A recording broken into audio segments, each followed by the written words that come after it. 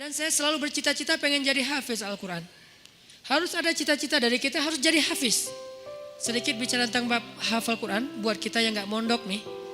Kalau teman-teman pengen jadi hafiz, targetnya jangan setahun atau 6 bulan hafal. Itu jadi putus asa nanti. Memang motivasinya ada orang yang 3 bulan hafiz, 6 bulan hafiz, setahun hafiz. Tapi kan dia mondok, 24 jam menghafal Quran. Kita kan banyak kesibukan yang lain, yang lebih realistis. Berapa? 6 tahun hafiz. Gimana cara 6 tahun hafiz? Sekarang rata-rata usia kita berapa? Sebutlah rata-rata 20 tahun ya. Ada yang 22, ada yang 19, rata-rata 20 tahun. Ustadz segitu juga? Ya kurang lebih lah. Rata-rata 20 tahun. Berarti 26 tahun itu cepat banget. Ya udah deh, jangan terlalu 6 tahun, 10 tahun. Kalau kita mau menghafal Quran 10 tahun hafiz, berarti sehari kita cuma perlu menghafal 2 baris. Sehari 2 baris. Dibagi 5 waktu sholat. 2 baris itu alif lam mim dzalikal kitabul la raiba fihi hudal lil muttaqin alladzina yu'minuna bil ghaib. Segitu. Enggak sampai 1 ayat kan? Nah, cara ngafalnya subuh alif lam mim, udah beres. Susahnya di mana coba? Subuh teman alif, zuhur dzalikal kitabul la raiba fihi. Asar hudal lil muttaqin. Maghrib alladzina yu'minun. Isya bil ghaib. Selesai. 1 hari 2 baris. Tapi butuh istiqomah, butuh dawam, konsisten. Kalau sehari 2 baris, maka 10 tahun. 10 tahun itu gak lama loh. Saya tuh di Bandung udah 13 tahun, gak kerasa. Seolah-olah baru kemarin saya datang dari Kairo ke Bandung, sekarang udah 13 tahun, gak kerasa gitu aja. Tiba-tiba udah 13 tahun, berarti kalau saya ngafal sehari 2 baris, sekarang udah 3 tahun yang lalu udah selesai tuh. Berarti semua kita bisa jadi hafiz sebetulnya kalau udah lancar tahsinnya. Sehingga kita meninggal berstatus hafiz. Bukan untuk pamer ke orang, bukan untuk taruh di Instagram bio, hafiz Al-Quran. Itu mah bebas lah, terserah niat ya. Saya kan gak mau menjudge kan, ada orang yang menaruh gitu supaya jadi syiar. Ada yang mungkin dia riak, kalau dia riak dia rugi. Kan ngafal Quran gak gampang, masa mau dihabisin dengan hanya taruh di bio, rugi banget tuh. Ini kenapa saya sedikit masukin ke bab hafiz. Saya berharap kalau ada yang dengar ceramah ini jadi termotivasi menghafal Quran, saya dapat pahala dari yang menghafal itu. Ternyata targetnya gampang, 2 baris sehari, 10 tahun khatam.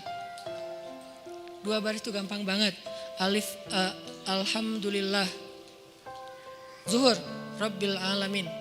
Asar, Ar-Rahman. Maghrib, Ar-Rahim.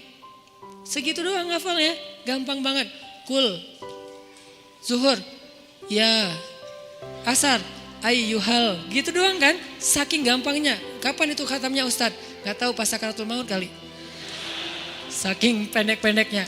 Nah maksud saya, target sebelum meninggal hafiz. Tapi kan kita gak tahu usia kita Ustadz. Memang kita gak tahu, ini mah target semampu kita.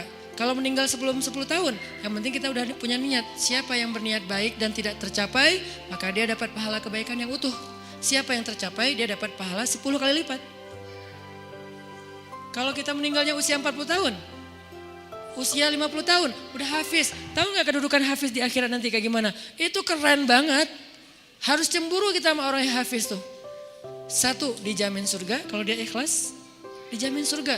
Kita tuh bukan golongan sahabat. Saya kemarin pas datang ke kuburan Uhud ya, namanya Jannatul Uhud, surga Uhud. Kenapa? Karena di situ dimakamin 10.000 ahli surga. Pas saya datang ke kuburan Uhud, saya ngerasa duduk aja lama di situ ya, mikir beruntung banget ya mereka. Semua dijamin surga. Duduk di kuburan Uhud itu nggak ada serem-seremnya. Benar-benar namanya surga Uhud. Karena kayak kita duduk di atas taman surga. Kan datang ke kuburan tuh ada agak-agak serem gimana gitu kan. Ini gak ada seremnya sama sekali, nyaman. Merpatinya banyak hingga di atas kuburan-kuburan itu. Dan di atas kuburan itu kita bisa tahu beberapa. Ini kuburan Sayyidah Aisyah, ini kuburannya Ibrahim anak Rasulullah, ini kuburannya Imam Malik, ini kuburannya misalnya Fatimah, ini kuburannya Ummu Kulsum, putri-putri Rasulullah. Duduk aja di atas kuburan para sahabat. Beruntung banget ya mereka dijamin surga. Kita nggak dapat kesempatan itu karena nggak sezaman dengan Nabi. Tapi kita punya kesempatan lain. Gimana? Hafiz Al-Quran, dijamin surganya. Dengan syarat ikhlas dan tidak berbuat dosa besar. Dijamin surga. 1. Kedua, bisa bawa 10 orang selain mantan ke surga. Kasihan juga ya mantan ini ya. Makanya jangan jadi mantan.